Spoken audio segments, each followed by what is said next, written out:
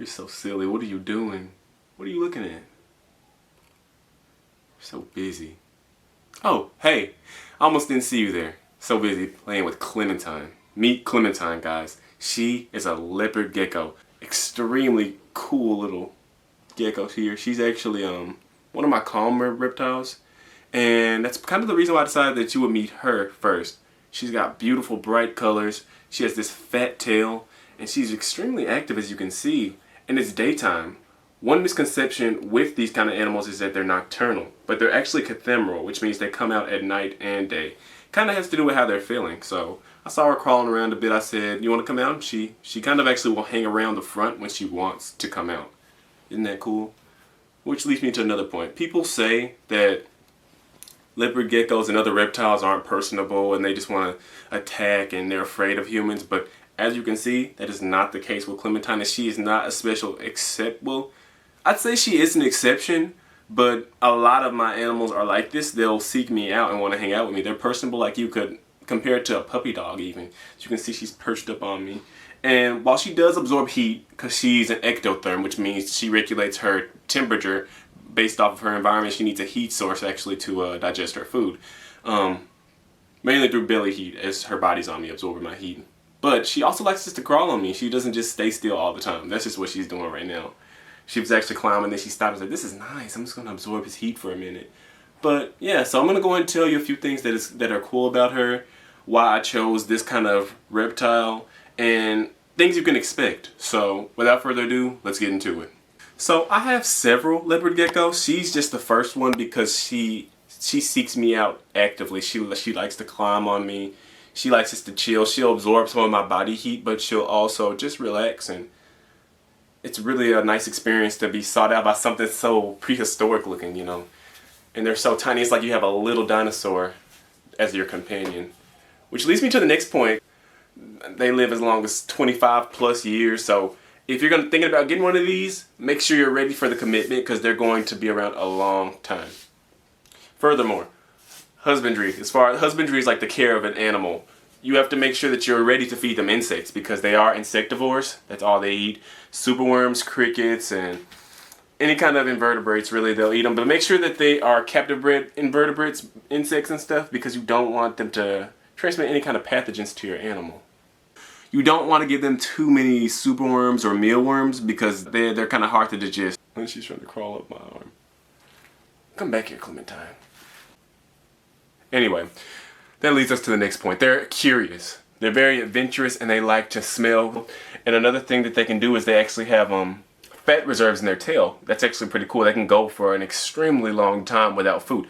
However, naturally you want to make sure you feed them on a good schedule. They don't have to eat every single day, but when they're babies, they do need to eat every day. But when they reach maturity, every 2 to 3 days. Yeah. She's on my back. You know what? I'll let her free roam and I'll keep talking to you guys. She'll come back around. Oh, she's on my neck and she's licking my neck. She's so silly. Don't climb up my head, Clementine. Come around. Another thing is that they're extremely durable. Like they don't look at their soft body. Climbing up my head. Get off my head. Clementine, I'm not gonna tell you again. Get off my head. Soft, they have sharp claws and they're actually penetrating my scalp as we speak. And she's using her claws to climb up my head. She'll get an attitude if I try to move her, so I guess this is what she's doing right now. She's really good at clinging on. It's actually why I put on a long sleeve shirt. If you guys are going to have one of these, actually, make sure you plan your wardrobe accordingly when you want to hang out with them. Because if you have some cloth like this, they can climb all over you. If you have a short sleeve and you want to restrict their movement, wear a short sleeve. Moving on to the next point, and that's housing. These type of animals, while they are small, they still like to explore. So bare minimum, I would do a 20-gallon tank.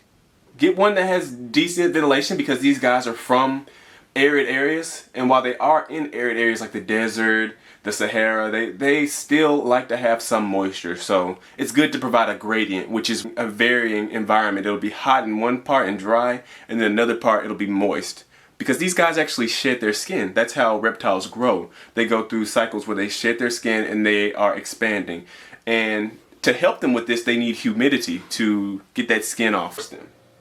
Because these animals, while they are durable, they still are fragile, and we are much bigger than them. So patience is key. High up place. She's actually going down my back right now. It tickles. Oh, Clementine, what am I going to do with you? But yeah, it's really a special relationship to have with a reptile. People think that bonds like this are only with dogs, like where they'll just chill with you and play with you and seek you out. But as you can see, she's just at home on my back, and it's a special feeling when they trust you enough to do this. These are animals that are not at the top of their food chain. They're not an apex predator. Speaking of predators, a cool thing about her is if you look at her tail, it can actually detach when under stress or she's attacked. And what it will do is it will start to wiggle. This wiggling will actually attract will be like a distraction. The predator will see it wiggling and oftentimes go to eat that, and they can make a quick escape. They can regenerate this tail and grow it back completely, but it doesn't look the same as the original. Some say it's a little uglier, but hey, it's better than nothing. Come on, girl. And guys, whenever you want to get your gecko down, scoop underneath them. When you scoop like this, they don't feel like you're coming like a predator would from above. Always come from underneath if you guys are wanting to pick up your reptile. If they're not budging, just be persistent, but don't force it. Kind of gonna coax her because she's clinging into the fabric, guys. She never stays on my back this long. She is giving me a hard time. She's pranking me right now, guys. She's literally pranking me. Look at her. Isn't she beautiful though? Her colors really pop. And even though she's on my back, we're still having a great time. I'm going to try to scoop her off me. Let's see. We're going to come from the front. Come on, Clementine.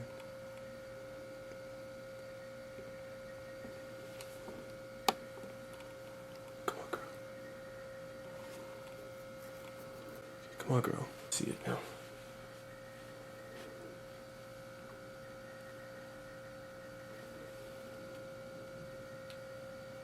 Come on, girl. Let's go. Come on. See how I got my back bent so she can't fall? Make sure you prioritize the reptile safety. I also have this hand as a fail-safe.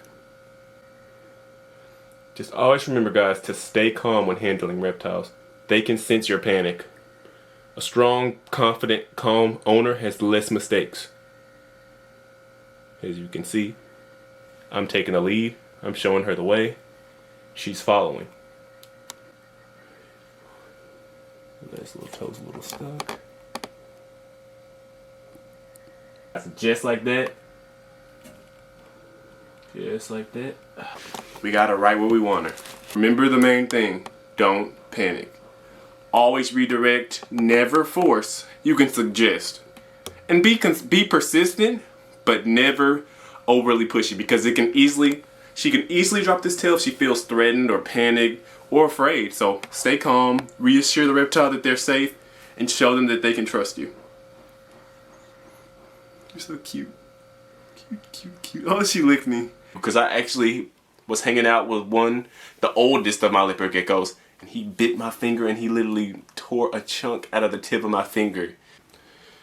It was a misunderstanding, but you know, it was my fault really, because I thought that because he had never bitten me and we were cool, that he wouldn't bite me, and that was a mistake.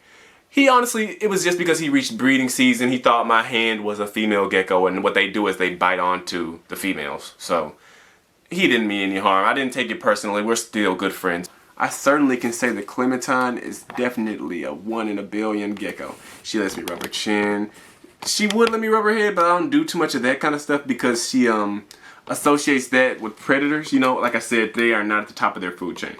But she's very kind. Her face, it literally looks like she's smiling. Her eyes are like slitted, like how the dinosaurs are depicted in movies. It's important to, when you're picking out your leopard gecko, to pick one that's got healthy features. You know, one that is active, not lethargic. One with a fat tail. You don't want one that's super skinny. You want a medium. Like as you can see, hers isn't like ginormous or anything, but it's a good fat size. She's active. She's alert. She's very bright in color. And what's cool about her is these little spots right here, they turn purple after a while. She's an extremely colorful gecko, and that's actually one of the benefits of having leopard geckos. They come in so many morphs, which are like the varieties of the colors, but they go deeper than that. It's the genetics as well. But we'll save that for another video. They come in a lot of different colors. There's a color for everybody. Although you need to watch out for some colors because they are unethically bred. Another really cool thing about her is that she's extremely calm. Like leopard geckos, while your mileage may vary, they are very calm compared to other animals, and their speed is not as high as other animals, so you can generally catch them if they run away. However, they can go pretty fast for short distances. Another thing I like about her is that she's inquisitive. If you're listening, she tells you a whole story through her eyes. And just everything. They talk also through their body language. Like if she was waving her tail like this, they can stand their tail up and wave it up. That's how they scare predators and communicate. Speaking of which, you cannot keep these guys together. Some people try to do communal tanks. I don't recommend it. They generally, it never ends well. They'll try to kill each other every time. That's just how a lot of reptiles are. They hate each other. She loves using me as a lookout point. She's just chilling up here. It's pretty cool. That's actually one of the cool things I like about her. She's always trying to see what's going on. She's always watching. It's like, that's one thing about keeping reptiles. They're always watching you, even when you're not watching them. You're never really alone. They're always there. And they're always somebody you can kind of just talk to and observe. And it's like you can see into their little world. Thanks for coming and hanging out with Clementine and I today. She said that she liked meeting you guys. Be sure to leave a like, a comment, subscribe if you loved it. And if you feel so inclined, then click the post notification bell if you want to know when my next video is going to be up. Furthermore, do not forget to let me know if you want to see more reptile content. There's plenty more where that came from. And with that being said, be blessed, never stressed. And remember the main thing, guys. Don't panic.